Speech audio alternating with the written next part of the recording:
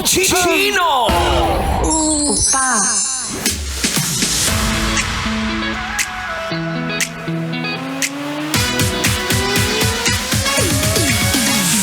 At ako'y nagbabalik mahal. Nagbabalik na po si DJ Kim Chino para ituloy natin ang usapang pagtitipid. Ito na nga yung sinasabi natin, ang mahal na ng gastusin, tapos lahat nakapila na sa gas station. Bakit? Kasi magmamahal ang krudo.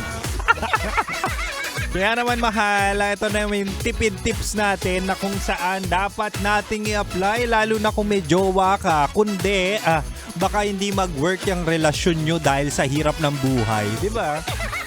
Sabi ko nga kanina sa ating Chinitox, usapang pag-ibig mula sa Spicy Opo mo, ibibigay ko ang 3 tipid tips, lalo na sa mga mag-jowa.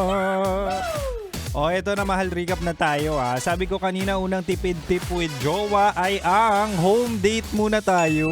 Lahat i-homemade. Pati bembangan nyo i-homemade na. Bakit? Mas mura naman talaga, di ba? Mas tipid. Hindi mo na kailangan mag-road trip, hindi mo na kailangan bumiyahe, hindi mo na kailangan na magbayad ng amenities. Kung kaya sa bahay, ibahay na lang. Di ba? Ganun naman talaga dapat. Kasi at the end of the day, ako naniniwala po ako na kapag mahal mo kahit saan pa yan, kahit sa bahay, basta mahal mo yung kasama mo, ay nako, solve na solve ka, tipid pa. Huy! At ang pangalawa mahal, tipid tip with jowa ay libre o murang pasyal ka na lang muna. Ito yung sinasabi natin na kung saan maraming free amenities naman sa lugar natin.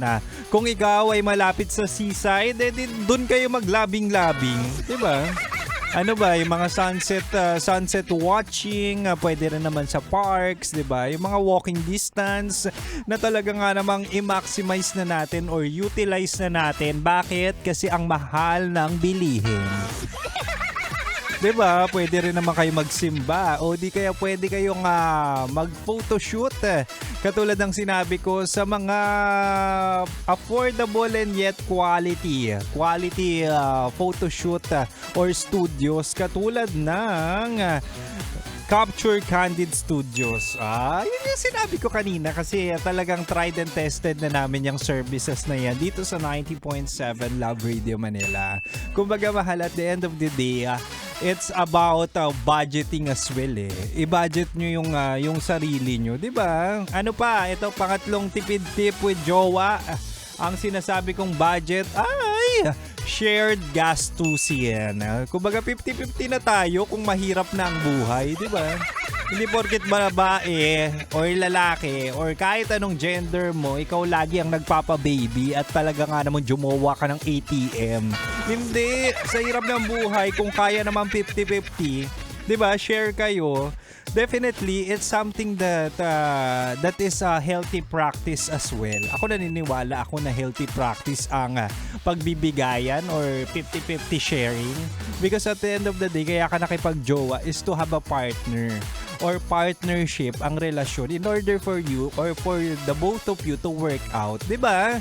So kung sa tingin mo naman, hindi naman talaga financially capable to the point na siya lagi yung gagastos, might as well mag 50-50 or alternate. Ako ginagawa ko yan dati nung may jowa pa ako, oo. Na nagkaroon kami ng practice na kung ako ang gumastos ngayon sa date, might as well on the next date siya naman.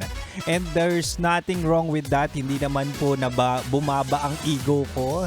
In fact, mas na-inlove pa nga ako sa ex ko dati. Kasi nga open siya sa ganun. Open sa 50-50 na healthy naman talaga when it comes on relationship. It's just that maling tao pala ang pinag-investan ko kaya ex ko na siya ngayon. Diba? At the end of the day, mas okay yung fair and square when it comes on financial aspects ng relasyon.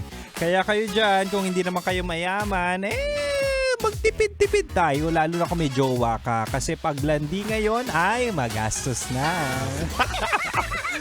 Sige na mahal, ako'y nagtitipid din ng boses, pati na rin ng pera. Oo, kaya ako yung uwi na. Anyway, wag kayong mag-alala. Susunod na po sa akin sina Titan Jello at Raketera sa kanilang programang Rocky Secret Files with Titan Jello. Kaya mahal, huwag may ililipat ang estasyon. Dito ka lang sa 90.7 Love Radio. Kailangan pa bang i-memorize yan? Basic! Ingat kayo, mahal. Magpagas ka na.